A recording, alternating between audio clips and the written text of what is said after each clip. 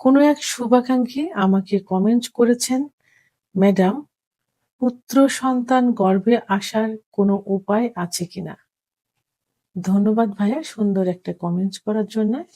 দেশের এবং প্রবাসের ভাই বোনদের প্রতি সালাম। আসসালামু আলাইকুম। আমি প্রভাষক ডাক্তার রিক্তা পারভিন, হোমিওপ্যাথি এবং আয়ুর্বেদিক চিকিৎসক। চেম্বার সেবা হোমিও কমপ্লেক্স অ্যান্ড সেবা ডিজিটাল ল্যাব, উপজেলা মডেল মসজিদের পূর্ব পাশে, শিমুলিয়া, মাগুরা। কোনো এক শুভাকাঙ্ক্ষী আমাকে কমেন্ট করেছেন, ম্যাডাম, পুত্র সন্তান গর্ভে আসার কোনো উপায় আছে কিনা? ধন্যবাদ ভাইয়া সুন্দর একটা কমেন্ট করার জন্য। অনেকেই কিন্তু এই প্রশ্নটা করে থাকেন যে পুত্র সন্তান কিভাবে আমরা গর্ভে নিব? কোনো ওষুধের মাধ্যমে অথবা কোন উপায়ে? যেহেতু প্রশ্ন আসছে এবং কমেন্ট আসছে তার পরিপ্রেক্ষিতে আজকে আমি সুন্দরভাবে সহজ সরল ভাষায় বুঝিয়ে দিব। তো এখন সন্তান, পুত্র সন্তান এবং কন্যা সন্তান গর্ভে আসার জন্য আমি ২ টা দিক দিয়ে আজকে আলোচনা করব। একটা মেডিকেলের ভাষায়, অন্যটা ইসলামের দৃষ্টিকোণ থেকে। ১ম এই বলবো ইসলামের দৃষ্টিকোণ থেকে, কারণ সন্তান আ পুত্র দিবেন না মেয়ে দিবেন সেটা সম্পূর্ণ নির্ভর করে আল্লাহ তাআলার উপরে। আল্লাহ তাআলা কোরআনে স্পষ্ট ভাষায় লিখেছেন যে আল্লাহ যাকে চান কন্যা দিবেন, যাকে চান পুত্র দিবেন। সূরা ৪৯ থেকে ৫০ আয়াতে। তো এখন ইসলামে মেডিকেল সায়েন্স অনুযায়ী, অর্থাৎ মেডিকেলের ভাষায় সং আ সন আ সন্তানের লিঙ্গ নির্ধারণ করা হয় পুরুষের শুক্রাণু থেকে। এটা সম্পূর্ণ নির্ভর করে কিন্তু পুরুষের শুক্রাণুর উপরে। এখানে মেয়েদের কোনো হাত নেই। কারণ পুরুষের ২ ধরনের শুক্রাণু থাকে। একটা থাকে এক্স শুক্রাণু, এটা হলো মেয়ে। আরেকটা থাকে ওয়াই শুক্রাণু, এটা হলো ছেলে। তো এখন ওয়াই যে শুক্রাণুটা থাকে, এই ওয়াই শুক্রাণুটা কিন্তু খুব দ্রুত যায় এবং অল্প দিন বেঁচে থাকে।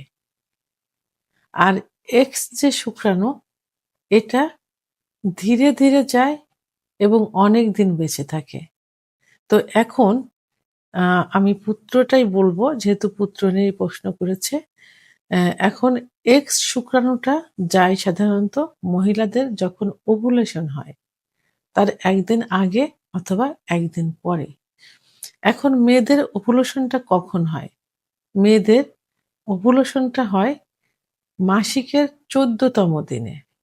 সাধারণত ২৮ দিনে মহিলাদের মাসিক হয়, ২৮ দিন পর, পর। তো ১৪তম দিনে। তা এই এ এ ওয়াই শুক্রাণুটা এই যে ১৪তম দিনে হয়, তার ১ দিন আগেও হতে পারে, ১ দিন পরেও হতে পারে। তো এখন এই সময়ে যদি মহিলাদের পর্যাপ্ত পরিমাণ সেক্স থাকে, সেক্স উত্তেজনা থাকে এবং অর্গাজম হয়, তাহলে কিন্তু এই পুত্র সন্তান নেওয়ার জন্য অনেকটা সহায়ক হয়ে থাকে। তো কি করতে হবে?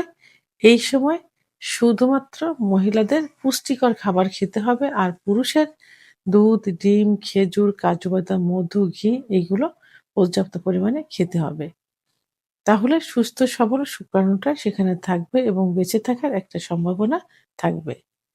তাহলে আমি মেডিকেলের ভাষায় কিন্তু সুন্দরভাবে বুঝিয়ে দিয়েছি যে আম পুত্র সন্তান নেওয়ার উপায়টা।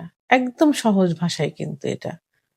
আপনারা শুধু একটু খেয়াল রাখবেন যে ওভুলেশনটা কখন, মাসিকটা কবে হয়েছে, মাসিকের যেদিন মাসিক হবে সেদিন থেকে হিসাব গণনা করতে হবে। গণনা করে ১৪তম যেদিন, ওইদিন ওভুলেশন হয়।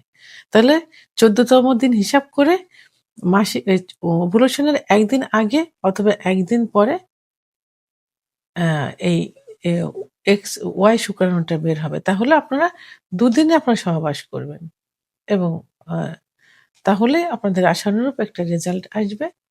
তবে সবসময় মনে রাখতে হবে যে এটা সম্পূর্ণ নির্ভর করে কিন্তু আল্লাহ তাআলার উপরে। আল্লাহ তাআলার উপর ভরসা রাখতে হবে আর নিজেদেরকে চেষ্টা করতে হবে। আশা রাখি আমি সুন্দরভাবে আপনাদেরকে বোঝাতে পেরেছি। ভিডিওটি সম্পর্কে যদি কোনো মতামত থেকে থাকে অবশ্যই কমেন্টসের মাধ্যমে জানাবেন। আর ভিডিওটি ভালো লাগলে লাইক, কমেন্ট, সাবস্ক্রাইব করে আমার সঙ্গে থাকুন। আল্লাহ হাফেজ।